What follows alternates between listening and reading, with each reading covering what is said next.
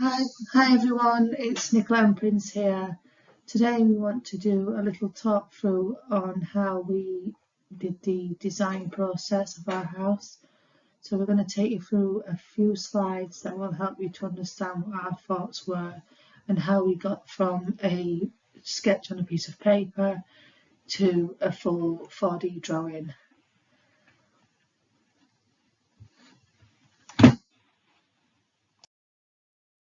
So the first stage of this process, we did some sketches to start to understand how we want it to look visually, but also how we want the building to work internally. So we started to think about where we live now even and how we live. Do we want family areas? Do we want separate rooms? We find that we like the indoor and outdoor living, so we wanted to include that concept into it. We was thinking about how many bedrooms we would want. What we don't want to do is overbuild and it take much longer. So we wanted to build something that suits our family size, but also has space to grow. So we wanted to build the internal downstairs in a way that we can also add rooms and amend rooms. What we did was we thought about researching online, so we used websites in Ghana, we used YouTube, we used Pinterest. We looked at walkthrough tours online of homes to try to exclude what we didn't like about properties and ideas of things that we did like. We used websites from multiple different countries just because obviously you have to think different countries live in different ways and what would suit us the best. We like having fun with sketches and things, so we had quite a lot of process, didn't we, in terms of sketches? It was sketches. Do you want a boy sculptures built into the house? A lot of sketches, but we came out to what is on the screen now was more desirable, which we were more happy with, because it kind of depicts our home here, and we think it will work better for us in terms of the future flexibility. Yeah, and we like the family concept of family living, so we didn't want a separate kitchen whereby the kitchen is separate to everyone else. We like to have the living areas with that, but also have a separate living which is more formal, or when you have people around you can take off to different rooms, so we like that. But I think the key message from us drawing our sketches at this point was we was really clear that we didn't want to do too many bedrooms, we didn't want to overbuild and not achieve within a short time scale. And it was just a fun process at the beginning, just to kind of plan.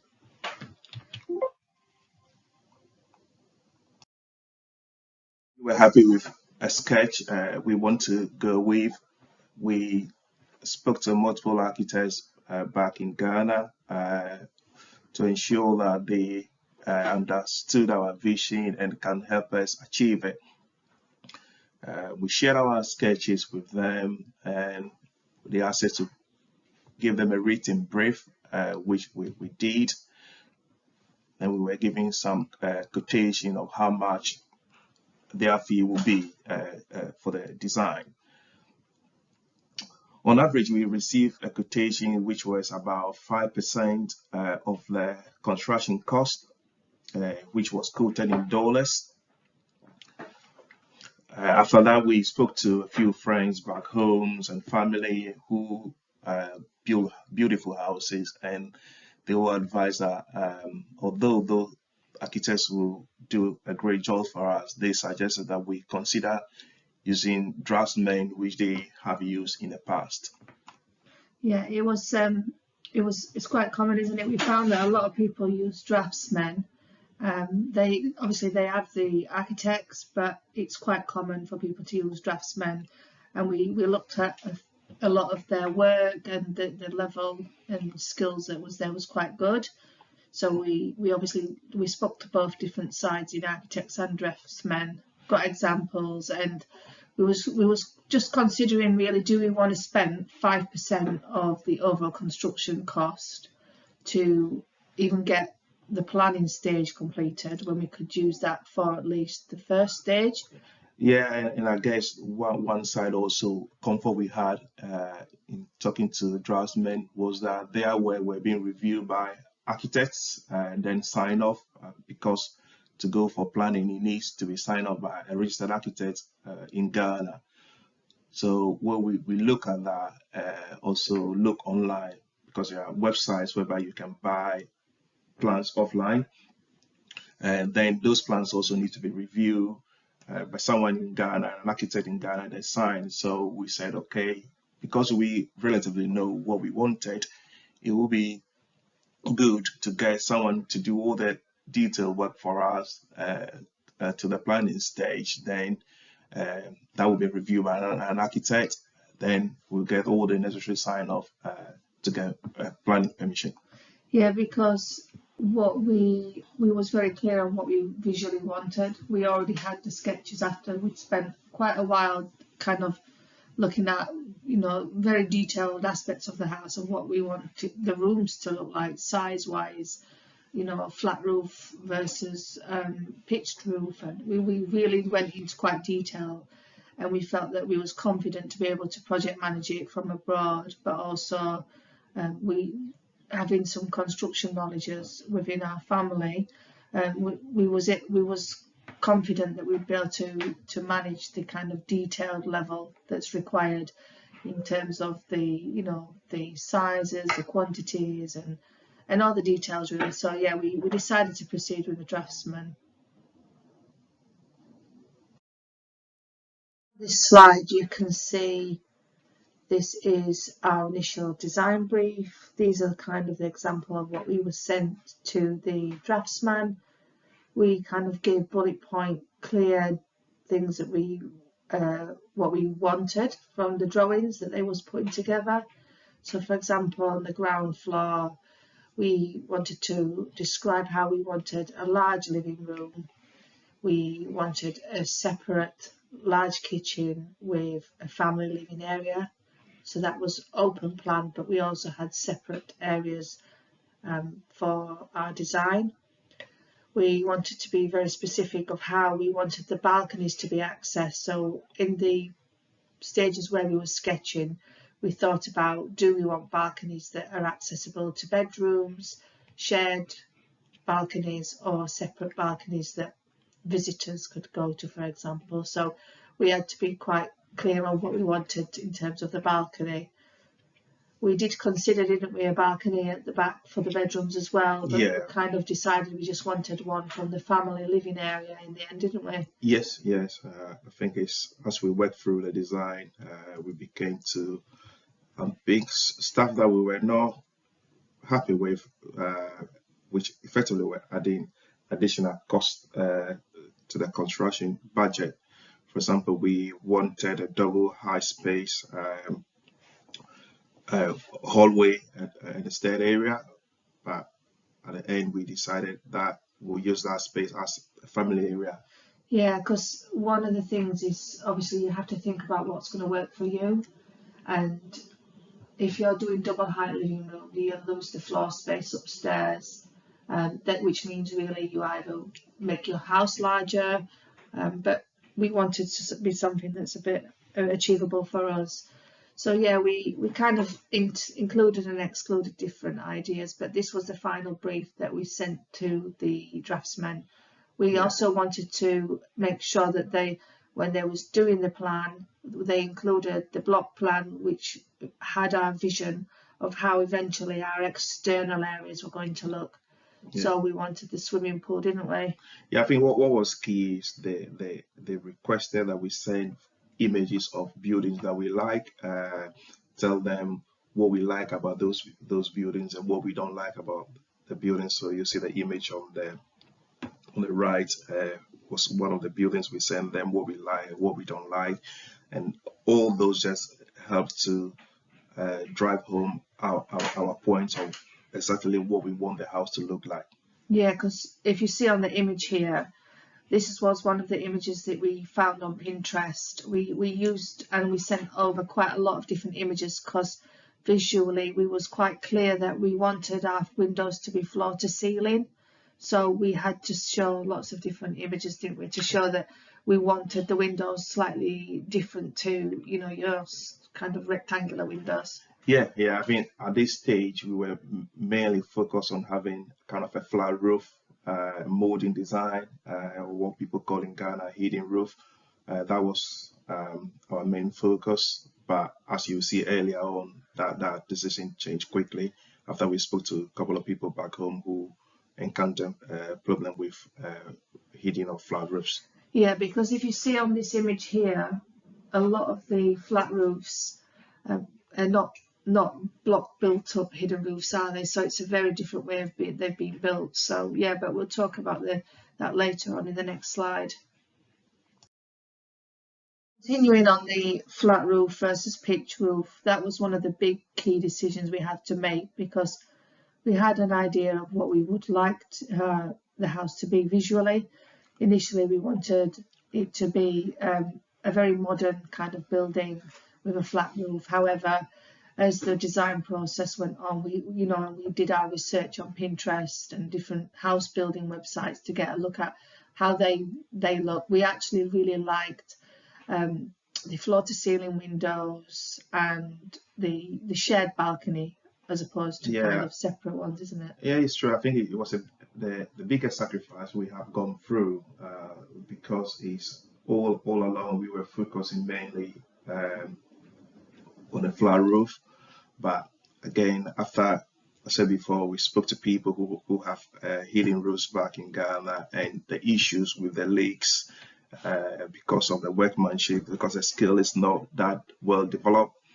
And there are instances whereby we spoke to friends and family, people were telling me they have to replace their hidden roofs. Mm-hmm. So it was kind of 360 degrees turn to go back to a pitch roof, which originally wasn't part of our initial consideration, was it? Yeah, it's like going back to the drawing board, isn't it? We wanted something modern, and how could we incorporate the pitch roof, but also something modern, which we feel like we've got a good balance with the floor to ceiling, and internally it's very modern in terms of the layout and how it works internally. Yeah. Externally, the groundworks will also be very modern. So it's just getting a balance really of what's going to not cost you more in the long run, because we don't want to have to spend a lot on roofing to then have to go and adapt it.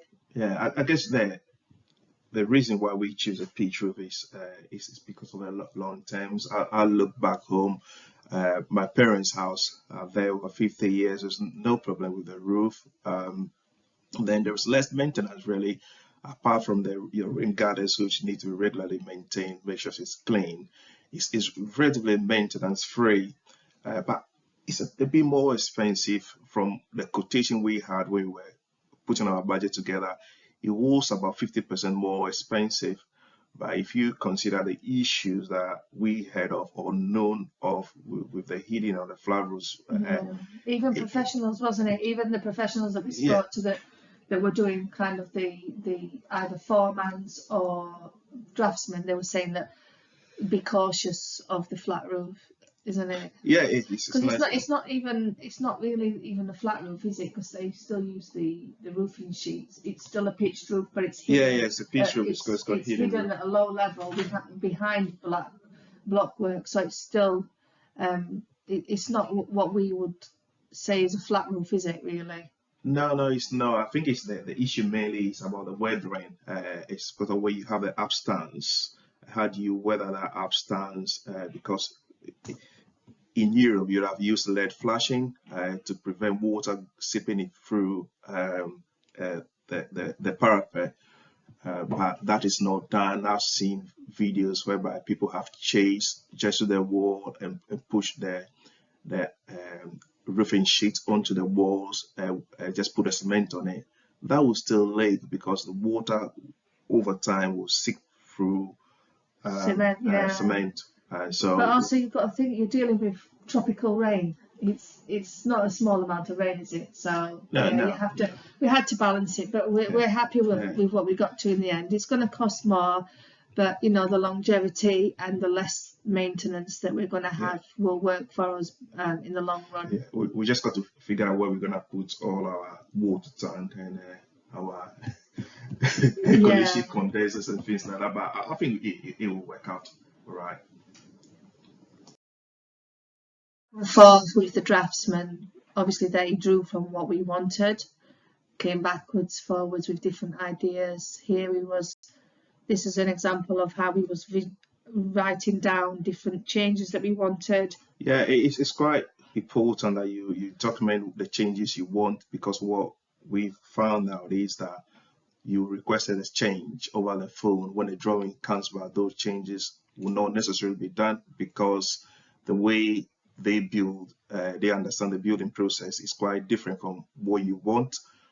So it was quite prescriptive, trying to say, I want this room size to be this, I want this to be this, and don't be afraid of making changes, because I guess one of the people we spoke to originally said you only allowed 2 changes. I'm like, it's our vision, and yeah, you've got to be very clear that even if you want to make 10 changes, you know, do the changes, because even though it's going to take more time, and yes, they might want a little bit more money to do some amendments, but actually, if you see on the drawing that, oh, actually, I think that porch could be a little bit smaller in depth, the window would be better to be slightly larger, make the changes now, because, you know, what we don't want is to, you know, be on site and say, oh, that window is different, or we want that door to be in a different position.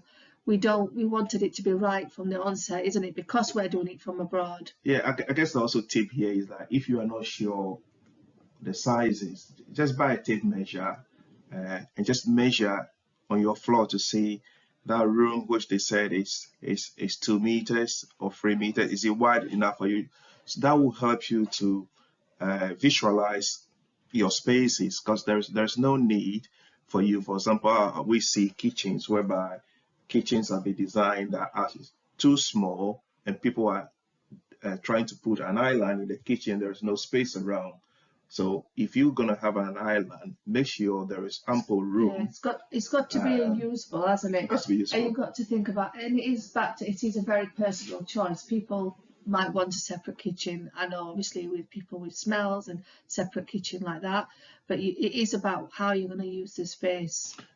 That's the key point, really. You've got to think about you as a family and how you're going to use the space. Don't think, oh, you know, it has to be a certain way because that's how it's done. Just design what's for you. So here you'll see again some of the back and forth images that were sent, and it's really important that when these images are being sent, I know it was slightly difficult because we're not in Ghana currently, so a lot of our communication was done via email and phone and back and forth messages. But when these images are sent, it's really important that you do really approve and go through them. Looking at, if you see on these images, you can see that the front view, some of the windows weren't aligned, and we wanted visually all the floor to ceiling windows to be the same. And same on the side, you've got to just imagine yourself at the roadside looking at it. How is it going to look externally? Yes, it's got to work functionally, but also visually you want it to be correct. So just checking all the windows, making sure that the door levels are correct with the ground. Yeah, just generally just checking things, isn't it? Yeah, I think we were more keen on having feature windows, so we got windows that are quite big to the front and the back. So we were just insisting that the changes were made just to reflect our vision. But you also need to link in as well, where you have the visual floor to ceiling windows. We also thought quite in depth in terms of where our furniture placement would be. So you will see on the images the windows at the side of the house is the higher level ones at waist height, so that we have the ability to have the furniture placement correctly in how we want it. everyone that's stuck with us so far. We know that it's quite in detailed and lots of talking, but I think it's very helpful for people who are at the planning stage to think about, you know, in depth what you want and really pull out things. But just let us know in the comments below what your thoughts are, how you're going about the process, what you liked. If you can subscribe to us, that would be really helpful. We would like you to join us and continue on our journey. Okay. So our land is 100 by 70. So what we wanted to do in placing our house is that we got a land in the front, the line at the back for a pool and a pool house. So when setting out the house, we had about 24 feet at the front and 24 feet at the back. Then there is apple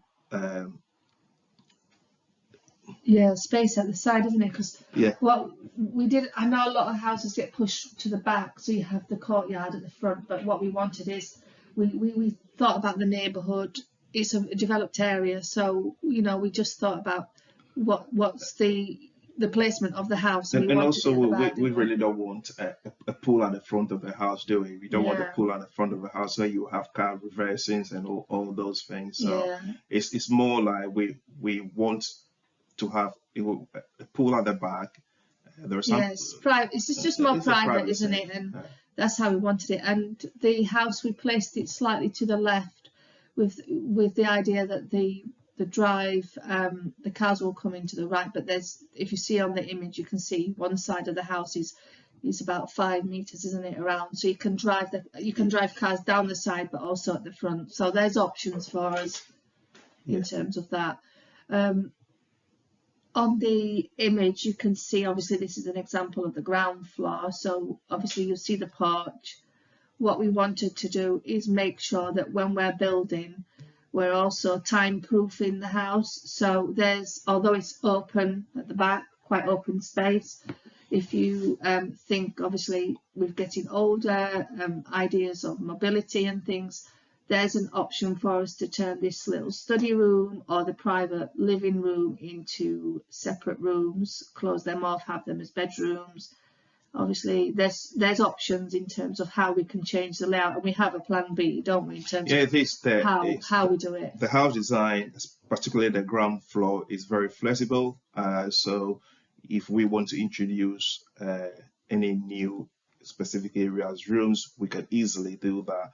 But for now, our vision is to have as much as open as possible. We have young family. Even if you have the next generation that comes along, we want to be able to live and enjoy the space. You'll see the image above, which is an example of how, if you see the al fresco, that would open from sliding doors or bifold doors, whichever we decide at the time. There's the indoor outdoor living, and you'll have the outside space. So we want to be able to enjoy the outside as much as the inside. It is a very nice area. There's no one really overlooking, and we just want to be able to enjoy the outside spaces.